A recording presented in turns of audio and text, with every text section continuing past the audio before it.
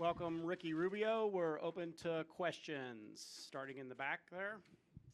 Ricky, you have a unique perspective having been in the spotlight as such a young player from such a young age. And looking at a guy like Donovan, how do you think he's kind of handled this really meteoric rise going from, a guy who was drafted in the mid-first round to being a franchise player and on all these commercials? And I'm just wondering how you think he's kind of handling this onslaught of pressure.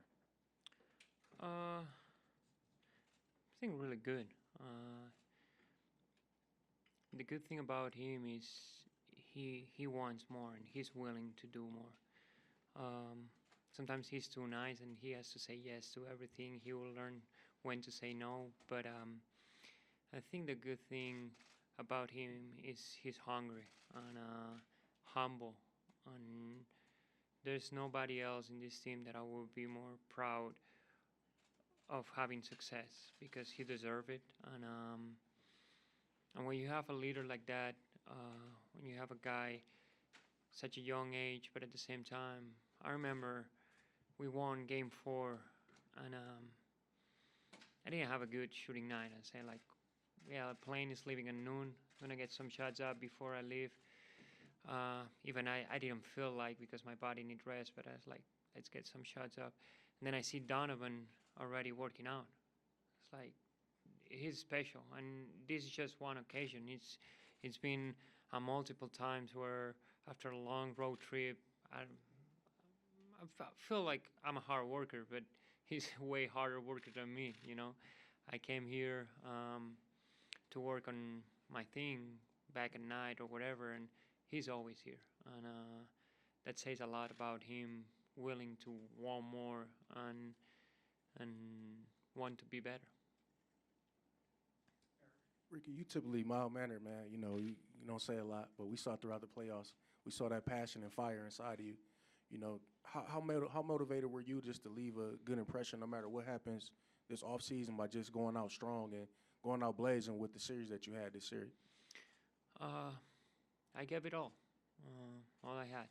I could play better, yeah, but I'm finishing the season, and who knows if I finish here, but with everything I had, and I'm proud about it. And yeah, this series, I think we could have won it, and that's the feeling I had, and that's why it's so disappointed. Not taking credit from Houston, they beat us and they deserve to win, but I think we had what we need to really win it, and I don't know why we didn't show it from the beginning. I think we started showing late. But for me personally, I just left it all out there, trying to be the leader I can be. Not as vocal, more by example, but sometimes you have to be a little vocal too. And I don't like to talk a lot, but when I do, I'm honest, and I'm gonna give you my opinion 100%, either you like it or not. And like I said, I talk to my teammates after almost every game in this series, and I never talk to them that often, Try to be the leader I can and stick with all the team together and play with the passion. I play with this game, and trust me, you can love a lot, basketball, you can love whatever, but if you do it every day, there's going to be days that you don't feel like doing it, But in this series, it was something more for me. I gave it all.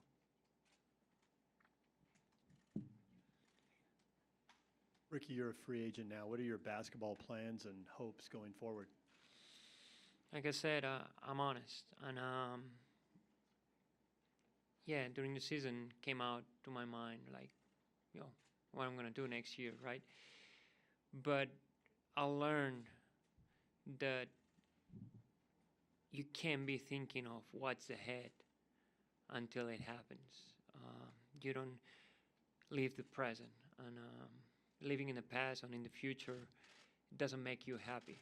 And that's a philosophy I learned through a tough period of time on my life, and try to stay present. So to be honest, I didn't give a lot of thoughts about it. A lot of friends asked me. A lot of friends are like, "Yo, where are you gonna play next year? Like, can I come visit?" It's like I don't have any idea where I'm gonna go, and a lot of things depends. Like, if you're LeBron or KD, you can pick your own destiny. But there's a lot of things that depends of the teams that they're gonna need a pointer or not. If here they're gonna find a pointer or not. So when free agency comes, like now that season is over, I can start thinking and want and see where I want to go, where I can go. Uh, but one thing I'm gonna look for sure is gonna be the best situation for me with the coach and the team.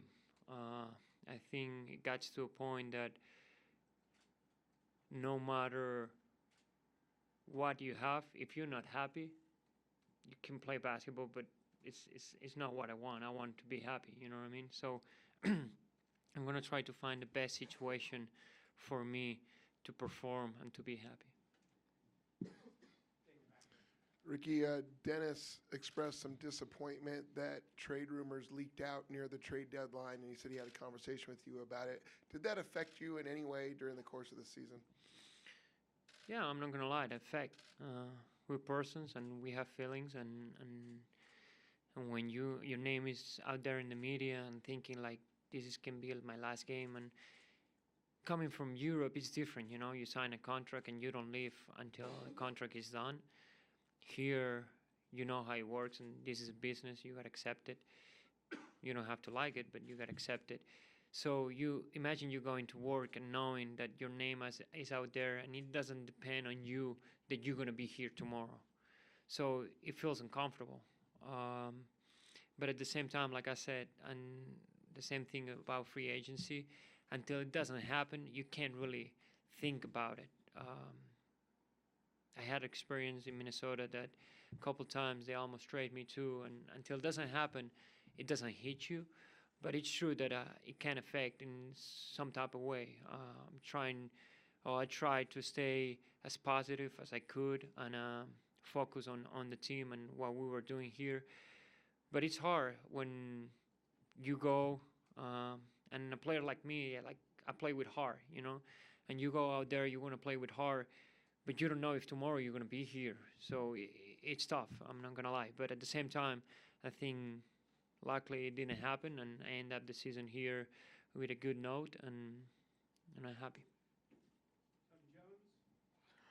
Ricky, for so long in your career, you were the young guy, the quote unquote young guy, and you know you had a bunch of vets. What was it like being the vet for Donovan this year, and how much of a change was that for you, not only on the court but off the court? Not gonna lie, I kind of like it. When you're the vet, it's because you went through some of the experience that they doing or they going through. Everybody's different, but the experience in this league, it goes to everybody. Like you can't skip a bad year, you can't skip a bad stretch. It's gonna happen. There's nobody in this league that it goes everything is perfect and everything is sunshine. You know, like Michael Jordan losing the playoff too. That being said, it was good having him as somebody who wanted to listen, who wanted to ask. There's sometimes that I didn't want to bother him because he had so much going on, but then we had the lockers next to each other and he will be like, yo, what about this or what about that? And I tried always to stay positive. Sometimes it was like, you don't see in the big picture. You're just seeing what is happening right now. But man, you playing good. You having a hell of a season. Like, yeah, of course. Everybody wants to be better. Like, even myself, I think I could have done better in this series. But seeing from outside, seeing from somebody who's not having that pain with the opinion, and he wanted it to listen and don't take it personally, like knowing like, oh, you're saying this because you want to help me. So I could be more straightforward, and it's been a blast for me to really have him as a teammate and trying to give my knowledge to him, and the way he handled himself, it was great. Ricky, como de costumbre en español, 2 años ya con la franquicia del Jazz.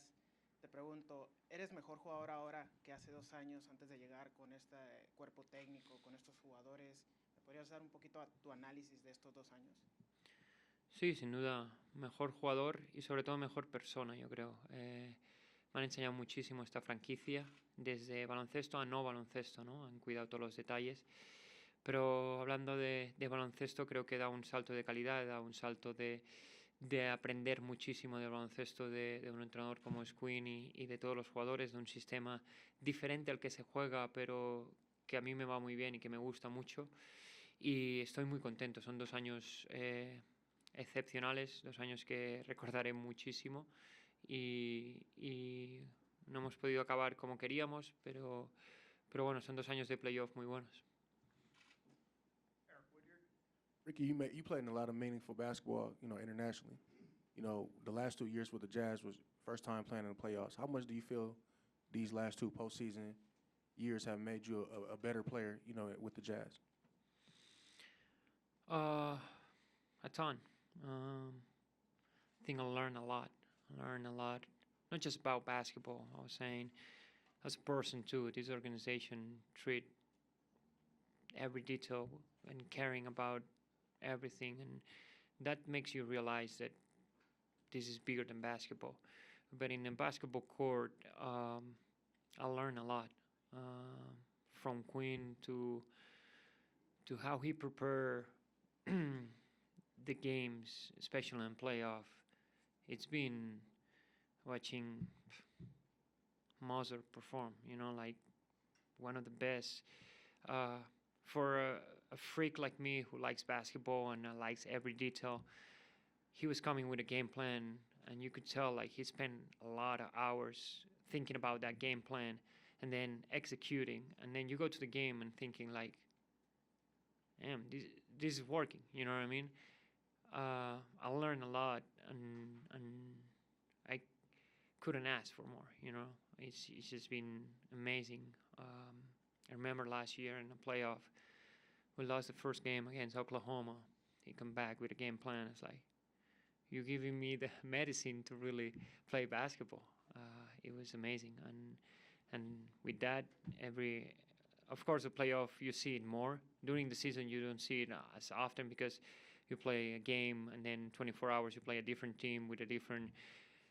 Still, they spend a lot of hours in that, but especially in a playoff, I learned a lot. Ricky, we learned about Igor's firing in Phoenix this week. What did you think about that, and what do you think about Igor as a coach? Oh, I have no doubt he will find his way back to where he deserves. He's a smart, intelligent coach, but at the same time caring. And you don't find a lot of coaches who cares you more about you as a person than the results. There's a lot of coaches who are just going to try to save themselves before save you. And I know 100%, I will put my hand on the fire that Igor will save his players before he saves himself. So I have no doubt he will find his way back to being a head coach. And it was fun to play against him, knowing all he knows and actually having a friend as a head coach. It was the first time having a friend as a head coach, and seeing all the little details that he taught me to being in the game plan, and I wish him the best. Ricky, thank you very much. Thank you. I'm going to shake hands to everybody.